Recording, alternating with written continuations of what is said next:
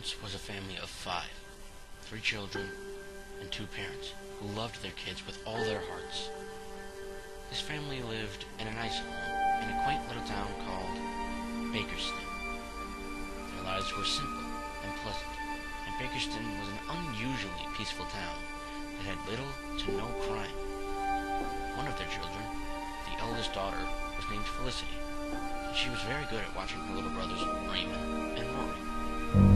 So occasionally, their parents would go off for the night and have Felicity watch her brothers until they got back. Felicity was very good at this. She would always play games similar to hide and seek.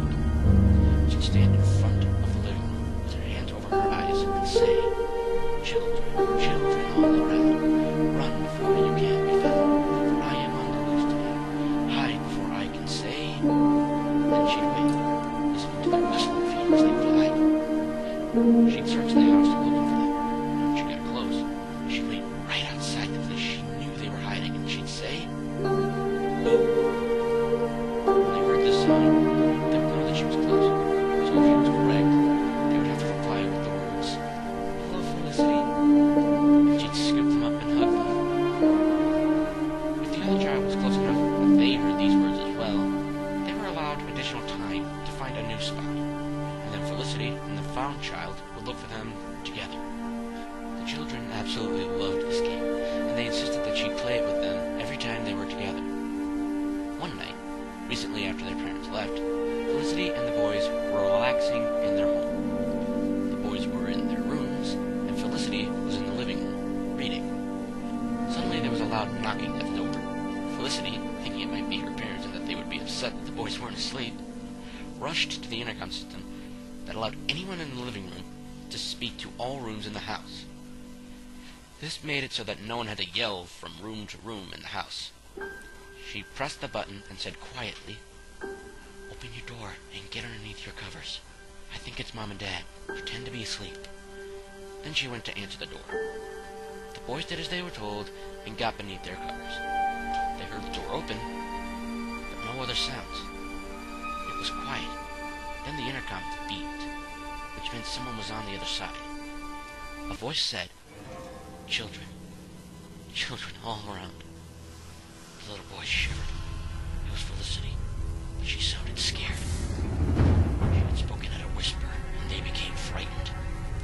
They stayed in their beds, still scared. Then, "Run before you can be found." They glanced at each other in horror.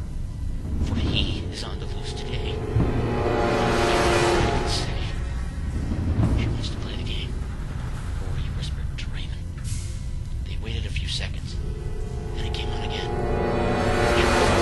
Children all around. Silence.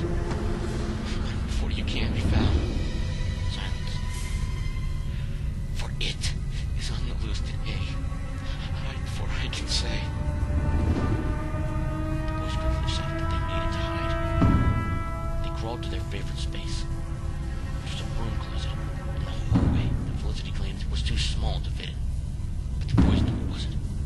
She never found them there, and always called it quits if either of them chose that spot. They quieted their breathing and listened for sounds. They heard a soft shuffling of feet, but that was all. They stayed in the closet a long time. Suddenly, though, another sound filled their ears. Thud, thud, thud, thud. The sound got closer and closer and closer and closer. They heard Felicity's voice whisper, but it seemed to have confirmed throughout the house. "Children, children all around, run before you can be found. For I am on the loose today. Hide before I can say." Silence. Then, in the softest whisper of all, right outside the closet, they heard, "Boo." Rory opened his mouth to say, "Hello, Felicity," but Raymond closed his hand over Rory's mouth. It was silent for a long time. Then, from Raymond and Rory's right, inside the closet, a voice was heard. "Hello, Felicity." Rory and Raymond turned ice cold, but they didn't move.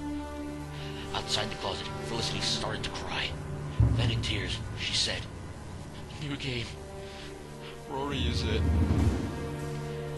same night, their parents came home to a devastating sight. On the table was a letter that had apparently been opened by Felicity that said, "I want to play our game. I'm in the children's room. We'll all play together." They proceeded to look throughout the house for their children, but they couldn't find them. The next night they found Rory. His eyes were sewn shut. He was jammed underneath the kitchen sink, covered in blood. The day after that they found Raymond. His eyes were sewn shut, and he was shoved